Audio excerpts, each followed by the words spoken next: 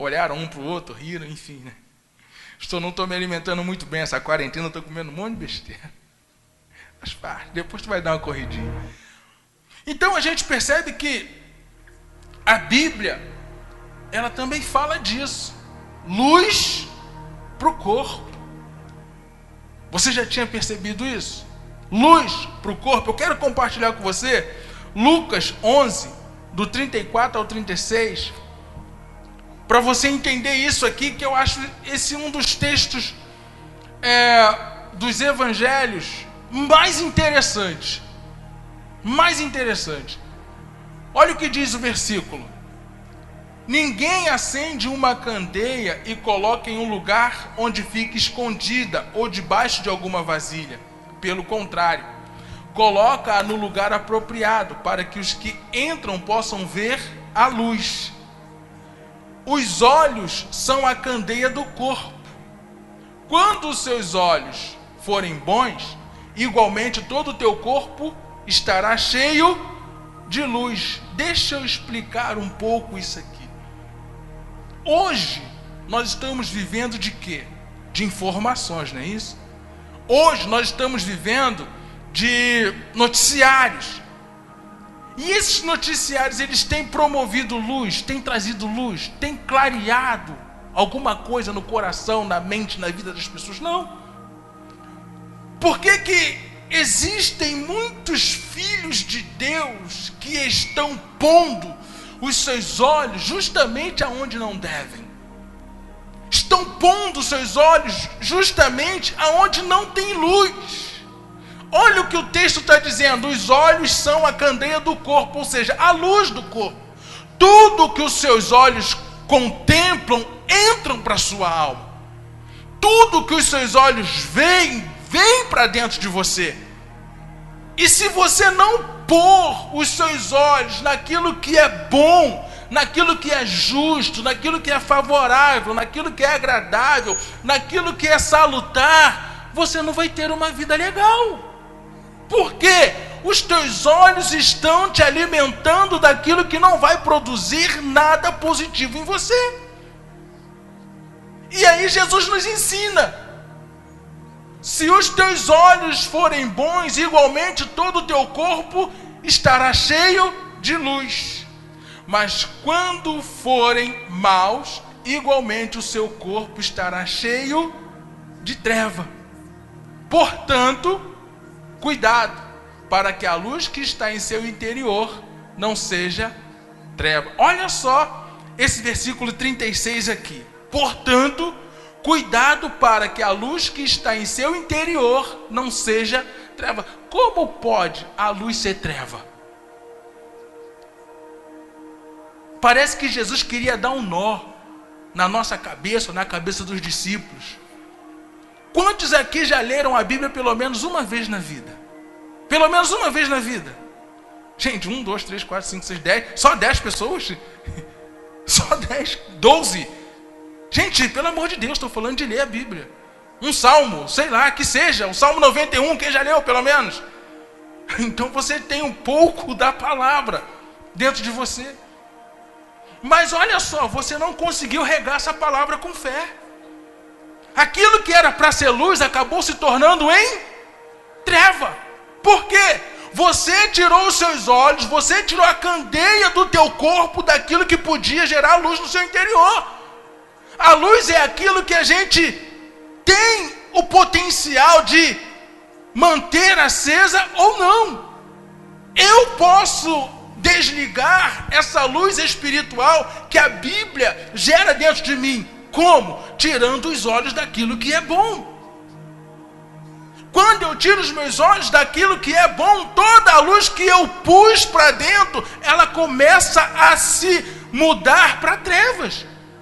Porque eu começo a misturar aquilo que é luz com aquilo que não é luz, e no final das contas o que prevalece? A treva. Então Jesus está nos dando aqui uma grande lição do que nós iremos alimentar o nosso corpo. Porque Jesus não disse, Mateus 4,4, que nem só de pão viverá o homem, mas de toda palavra que sai da boca de Deus. E quando a gente começa a se alimentar disso, a gente começa a colocar para dentro aquilo que é bom, aquilo que é luz, aquilo que é saudável, aquilo que edifica, aquilo que transforma, aquilo que traz cura, aquilo que restaura, aquilo que edifica, santifica, transforma. Quando nós deixamos a palavra de lado, sem perceber, nós começamos a transformar o nosso interior em trevas. Por quê? A luz começa a ser extinta vagarosamente. E os nossos olhos acabam sendo seduzidos por outras coisas. Você entendeu isso? Aí olha só. Logo, se todo o seu corpo estiver cheio de luz e nenhuma parte dele estiver em trevas, estará completamente iluminado, como quando a luz de uma candeia brilha sobre você. Entenda que quando a gente começa a tomar posse dessa palavra, é óbvio que as pessoas que não nos conhecem, que não são do nosso ciclo cotidiano, quando elas olham para a gente, elas veem alguma coisa diferente. Sabe o que é isso? É a luz. Quando já tiver essa experiência de estar num lugar e alguém chegar para você e perguntar assim: você é cristão, não é? Quando já tiver essa experiência, não é por causa de você, é por causa daquele que habita em você. Mas quando a gente faz o inverso, a gente não é reconhecido dessa maneira. Muito pelo contrário. As pessoas até dizem assim: eu não imaginava que você era crente. Quando já tiver esse desprazer? Você nem parece que é crente. Por quê? Alguma coisa está errada. Aonde você está pondo os seus olhos? Pastor, eu vou ficar 24 horas com a Bíblia na minha cara? Eu não estou falando disso. Não estou falando disso. É claro que precisamos ter o equilíbrio. Se eu quero ter uma vida saudável, eu vou buscar na palavra uma vida saudável, além da minha alimentação, é claro. Porque Jesus, ele foi bem claro que os olhos são a candeia do corpo. Eu não sou contra, tá, gente? Entenda bem o que eu vou falar aqui. Você já parou para conversar com uma pessoa cristã que ela fala de filme, fala de série, fala de desenho, fala de tudo, mas não consegue recitar um versículo bíblico? Fala de problema, fala de desgraça, fala de morte, mas não consegue falar o Senhor é meu pastor e nada me faltará. Cara, eu acho que já passou da hora da igreja começar a entender que ela não é desse mundo. Está aqui, mas não é daqui. Jesus disse: Pai, não peço que os tire do mundo, mas que os livre do mal. Como é que nós seremos livres do mal? Jesus não falou do mal do diabo: vou te pegar, vou te matar, vou arrancar. Não, ele falou das más coisas. O mundo está aí, as coisas do mundo estão aí, mas não servem para nós. Não servem para a gente. O que serve para a gente são as coisas do reino. É a luz que vem do alto, nos ilumina, para que a gente ilumine outras pessoas. Foi isso que Jesus orou por mim, orou por você nesse sentido. Pai, não peço que os tire do mundo, mas que os livre do mal. E como eu posso ser livre do mal? Quando eu estou andando sobre a palavra de Deus.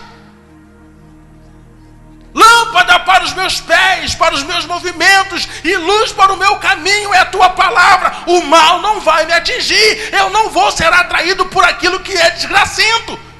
Eu não vou ser atraído por aquilo que não é a vontade de Deus. Por quê? Porque eu estou firmado na palavra. A minha base é a palavra. Não são os achismos, os meus conceitos, a religiosidade, a placa denominacional da minha igreja. Não é isso, é a palavra. É a minha base. Crente que tem por base a palavra,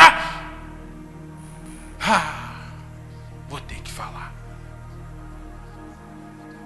crente que tem por base a palavra não dá trabalho para o pastor. Muito pelo contrário, trabalha ao lado do pastor. Verdade. É verdade.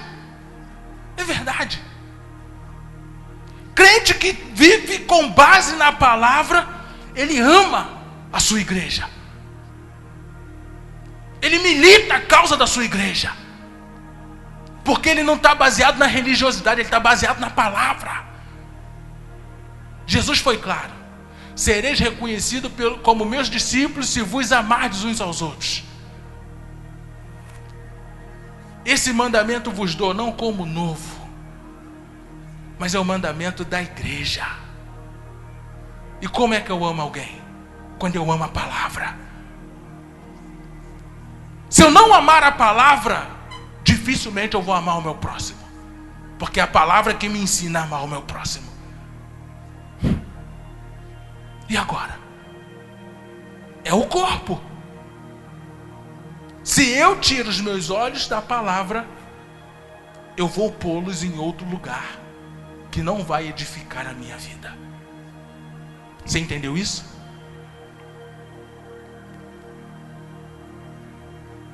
O segundo ponto, luz para a vida. Ah, sim, antes da gente chegar lá em João 8,12,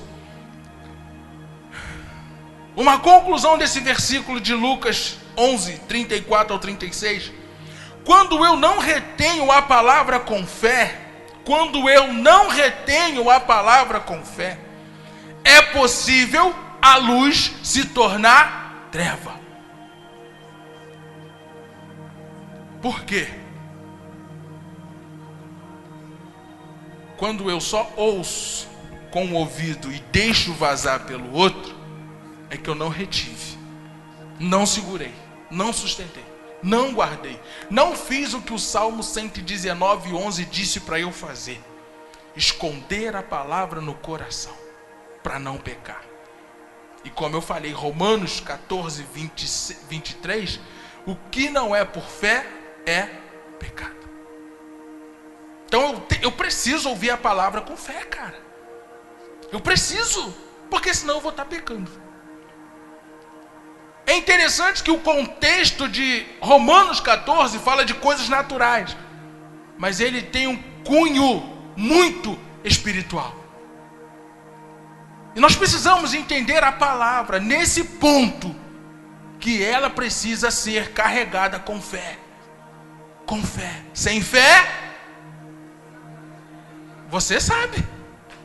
Viu como é que você sabe? Como é que você agrada a Deus? Com fé. Como é que você obtém fé? Ouvindo a palavra. Então, se eu deixo ela vazar, eu estou agradando a Deus? Não. Então repita comigo essa confissão de escoteiro. A partir de hoje, 10 pessoas disseram: eu vou me firmar na palavra. Pronto.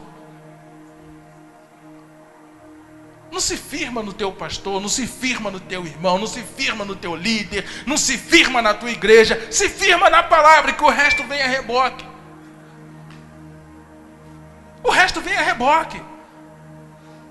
Quando a gente quer se firmar em outra coisa, a gente está enfadado a cair, se cansar, desistir. Cara, Porque, olha só, o segundo ponto, luz para a vida. João 8,12. Olha o que Jesus disse. Falando novamente ao povo, Jesus disse. O que Jesus disse?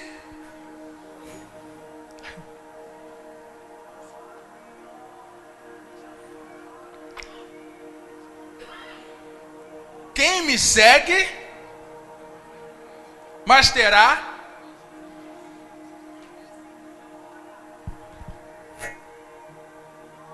no capítulo 1 desse mesmo livro do Evangelho, o próprio João diz que Jesus, ele é a palavra, o verbo. estava com Deus, era Deus, se fez carne e habitou entre nós. Então Jesus novamente falando ao povo. Abrindo um parêntese aqui. Jesus não estava falando com qualquer povo. Jesus estava falando com um povo que tinha um conhecimento das Escrituras que falava a respeito dele. Jesus estava falando com um grupo de homens que eram formados na Torá, formados na lei de Moisés, formados no Gênesis, Êxodo, Levítico, Números e Deuteronômio. Jesus estava falando com essa galera. Só que essa galera não tinha revelação daquilo que era que estava registrado nesses livros. Essa galera não tinha essa revelação. Então eles ainda andavam em trevas. Por quê? Porque o que traz luz para o nosso entendimento é a revelação de quem Jesus é. Por isso que Jesus disse: eu sou a luz do mundo. Quem me segue não andará em trevas. Agora, como é que eu consigo seguir a Jesus? Lembra que eu falei para vocês que nós iríamos caminhar nessas duas palavras, luz e palavra, palavra e luz? Quando eu estou firmado na palavra, que é Jesus, que também é a luz, eu não ando em trevas. O que são trevas, pastor? Eu vou sair por aí andando no inferno e tal? Não. Treva é o engano. Treva são as mentiras. Trevas são as aliciações que o mundo nos oferece. São as coisas que nós achamos legais, mas que para o reino de Deus não se encaixa.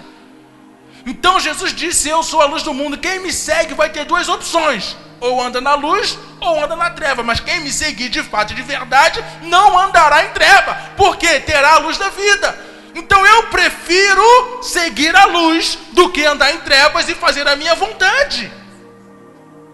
Aqueles homens para quem Jesus disse essa palavra estavam desejando matá-lo. Quem já leu essa passagem vai entender o que eu estou falando. Agora, quem ainda não leu, eu aconselho, leia João capítulo 8 para você entender melhor quando chegar em casa. Qualquer coisa me chama no privado. Mas o que Jesus estava transmitindo para aquele povo era o seguinte: não basta só você conhecer o que está escrito, tem que ter uma revelação daquilo que está escrito. O pastor Eberson falou isso aqui no domingo pela manhã. Você pode ler 10 versículos, mas dos 10 versículos, uma frase, uma palavra vai saltar no teu coração. Fica com aquilo ali, que aquilo ali é a revelação de Deus para a tua vida. E quantas vezes aqueles homens já tinham visto nos livros da lei falar de Jesus, mas eles não percebiam. Não tinham a percepção espiritual para entender. Nós hoje temos o Espírito Santo, temos a palavra, temos a revelação, temos a ministração, e muitas das vezes nós queremos mais as trevas do que a luz. Cara, vamos lá, presta atenção no que eu estou falando. Jesus está dando para a gente uma oportunidade das pessoas nos conhecerem, não por aquilo que a gente vai dizer, mas por aquilo que a gente é nele. Eu sigo Jesus como? Quando eu me relaciono com a palavra, eu sigo Jesus. Quando Jesus me segue, quando eu estou cheio da palavra, e quando as pessoas veem Jesus em mim, quando elas olham para mim e identificam: pô, esse cara é uma mulher, essa é uma mulher de Deus, esse cara é um homem de Deus. Quando as pessoas identificam isso, eu sei que eu estou andando com Jesus. Eu não preciso dizer: olha, eu sou da igreja. Tem gente que só descobrem que eu sou pastor porque alguém fala. Porque eu não gosto de falar que eu sou pastor. Eu não gosto. Jesus não gostava também de sair pela Galileia: ó, eu sou Jesus, ó, gente, eu sou Jesus. Não, Jesus não gostava disso. Já é um jeito meu, tá? É um jeito meu, mania minha. Eu falo isso mesmo, não gosto. Mas quando as pessoas viram para mim: você é pastor? Eu não posso mentir, dizer que não sou. Não sou. Como é que você sabe? Aí começa uma conversa. Cara, é fantástico quando as pessoas te reconhecem assim, porque elas veem alguma coisa diferente em você. E Jesus, Ele quer deixar essa marca na igreja. Mas para Jesus deixar essa marca na igreja, a igreja tem que entender que tem um viés, e o viés é a palavra. A palavra que dá luz para mim, dá luz para você, ela ilumina o nosso corpo, ela é a luz da nossa vida. Uma igreja sem a palavra, ela não é uma igreja viva. Gente, vamos entender isso aqui de uma vez por todas. Você que está em casa, uma igreja sem a palavra não é uma igreja viva. Porque olha só, o escritor de Hebreus disse que a palavra de Deus, ela é viva. E além de ser viva, ela é eficaz. Eficaz para quê? Eficaz para transformar, eficaz para curar, para restaurar, para levantar, para modificar, eficaz para tornar tudo aquilo que era velho em novo. A palavra de Deus tem esse poder. Mas alguém tem que acessar. Alguém tem que acessar. Então, gente, olha só a conclusão desse versículo, no meu pensamento. Quando adotamos um posicionamento de não só crer em Jesus, mas de segui-lo, isso é a nossa verdade. Qual? Saímos das trevas e passamos a andar na luz da vida. É muito fácil, eu creio em Jesus. O apóstolo Tiago diz que até os demônios creem e estremecem. Até os demônios creem e estremecem. Mas quem que você está seguindo de verdade? Crer é uma coisa, seguir é outra. E para seguir, tem que tomar algumas medidas radicais. Um grupo de pessoas falou assim: Senhor, nós queremos te seguir. Ele falou assim: tem certeza? Temos. O filho do homem não tem onde reclinar a cabeça. O filho do homem não tem paradeiro. O filho do homem é assim, assim, assim, assim, assim. Eles pensaram duas vezes. Gente, hoje está fácil seguir a Jesus. Alguém sofre perseguição aqui? Ninguém sofre perseguição. Igreja, se depois dessa quarentena, desse confinamento, você não sair mais apaixonado por Jesus, talvez, do que você já era, Jesus vai ter que voltar para você. Porque eu acredito que esse momento é o momento de você mergulhar nele. Deixar de ser você e pedir que Jesus seja aquilo que Deus quer que você seja nele. Uma metamorfose, uma transformação literal, para que a Rocinha saiba que existe um Deus nesse lugar. Para que a Rocinha saiba que existe um Deus nesse lugar. Não tem quem tire do meu coração, meu irmão. Não tem quem tire do meu coração. Esse lugar vai ficar pequeno.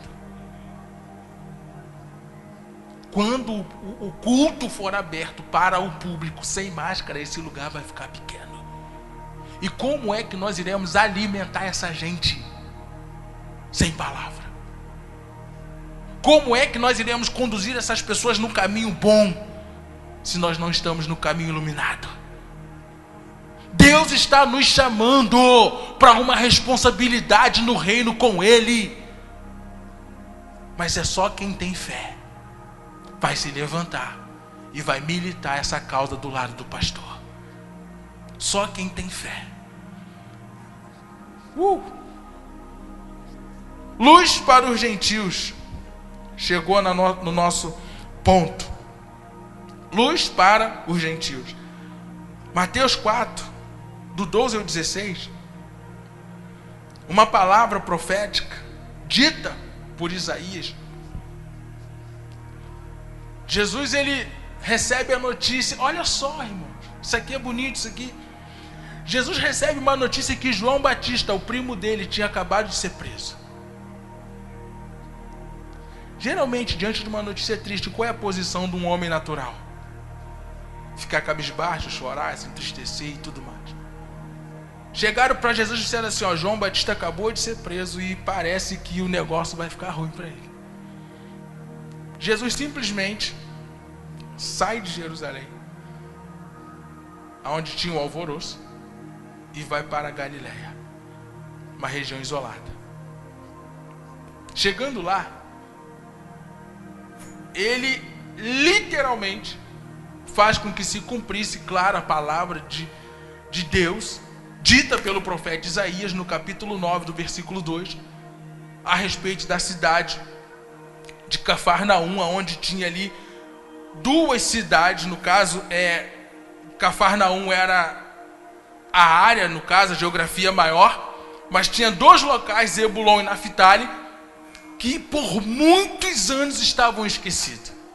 Um povo sofrido, um povo que não tinha perspectiva, essa é a verdade. Um povo sofrido que não tinha perspectiva. Aí olha só o que acontece quando Jesus chega num lugar e esse lugar o recebe. Deixa ele fazer o que ele veio fazer. Ei, Deus está falando com a gente. Jesus chegou. Se você recebê-lo e deixar ele fazer o que precisa ser feito, muitas coisas podem mudar na sua vida. É uma atitude nossa. Jesus chegou. Se você o receber, algumas coisas serão mudadas. Quando Jesus ouviu que João tinha sido preso, voltou para Galiléia, saindo de Nazaré, foi viver em Cafarnaum, que ficava junto ao mar, na região de Zebulon e Naftali, para cumprir o que fora dito pelo profeta Isaías. Terra de Zebulon e Naftali, caminho do mar, além de Jordão, Galiléia dos gentios. Olha, isso aqui. Galiléia dos gentios. Jesus aqui, ele quebrou um paradigma, quebrou um protocolo. Jesus, ele foi além daquilo que a regra determinava. Como diz em João capítulo 1, versículo 10 e 11, veio para o que era seus, os seus o rejeitaram. Aí o versículo 12 fala que eu e você, que cremos nele, nos tornamos filhos de Deus por isso. Então Jesus, ele veio para um povo, mas esse povo desprezou ele. Então ele foi para um lugar onde é que só tinha gentil. Um povo que não era judeu, um povo que era misto. Não era judeu. O povo que vivia onde? Nas trevas. Viu uma grande luz. Cara, como é que pode você ver luz numa pessoa? Entende isso? Jesus chegou na região e as pessoas viram uma grande... Você entende isso? A conexão, a fome por uma libertação, a fome por uma transformação, a fome por um milagre, a fome por uma resposta de Deus. Jesus chegou naquela cidade, ele não chegou com faixa, cartazes, dizendo: ei galera, olha só, está se cumprindo. Não, eu sou Jesus. Ele simplesmente chegou e o povo viu aquilo que eles precisavam ver.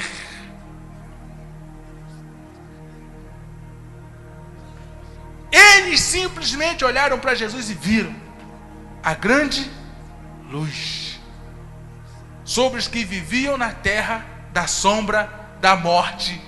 Raiou uma luz. Até na desgraça, Jesus chega. O povo estava lá, largado, perdido, abandonado. Como diz o ditado, sem eira nem beira. Quem chegou? Quem chegou?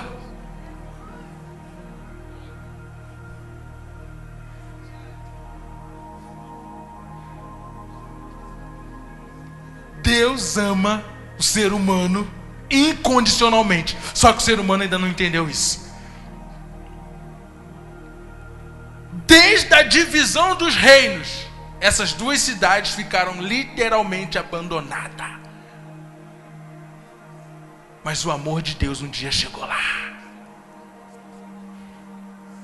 e mudou toda aquela história.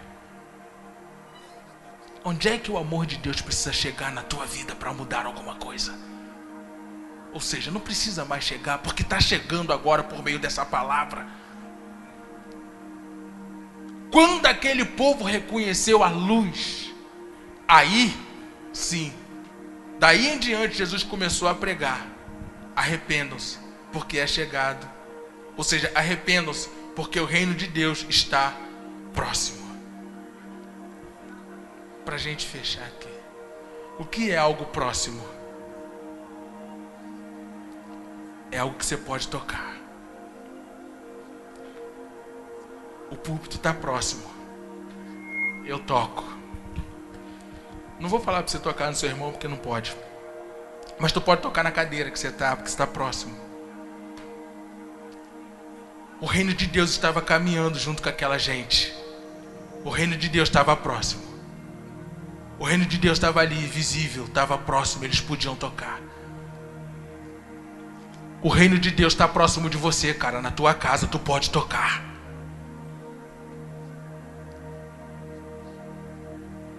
O reino de Deus está próximo de você na tua casa, cara. Tu pode tocar.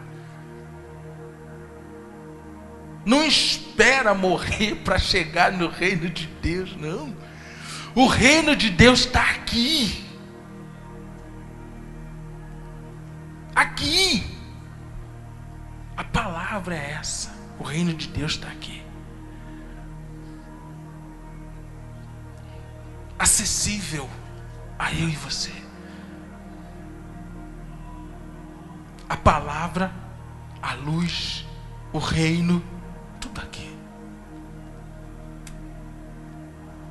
Do que a igreja precisa? A igreja precisa entender.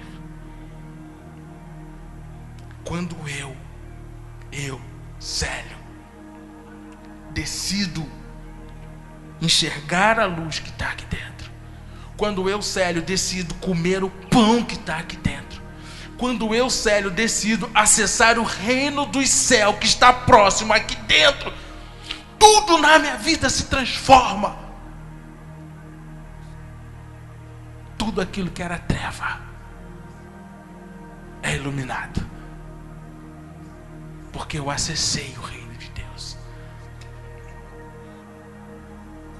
A igreja, ela está inserida no reino. Faz parte do reino. Mas como as pessoas acessarão esse reino? Através de mim, através de você. A Rocinha, eu vou hipotetizar isso. Ela é essa terra de Zebulon e Naftali, esperando a luz chegar. Como é que ela vai chegar? Como essa luz vai chegar lá? Diga: através de mim. Através de mim.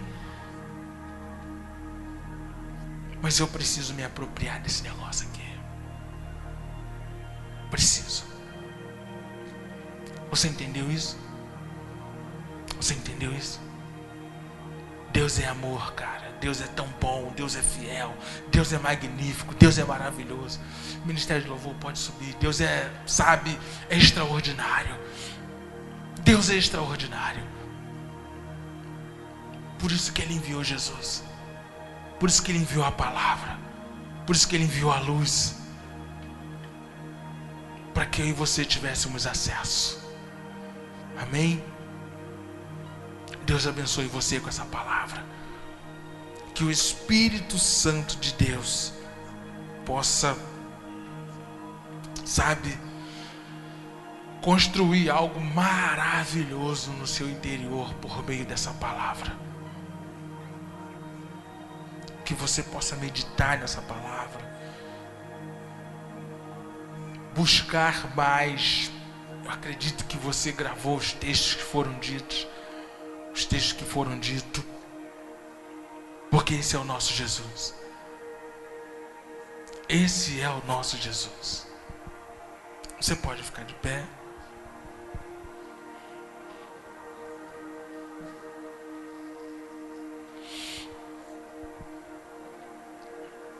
Pai, eu te louvo pela tua palavra. Eu creio que o Senhor já nos revelou a tua vontade ao fim desse caos. ao fim desse confinamento, ao fim dessa loucura toda de pandemia, o Senhor está nos revelando a tua vontade, o Senhor está nos mostrando o que o Senhor quer que nós façamos como igreja. Porque tem muitas pessoas que precisam da gente, muitas pessoas que precisam de nós. Nós não queremos reter o reino, queremos expandi-lo. Nós não queremos guardar a luz, nós queremos mostrar a luz. Nós não queremos ser aquela lamparina escondida dentro de 4 paredes.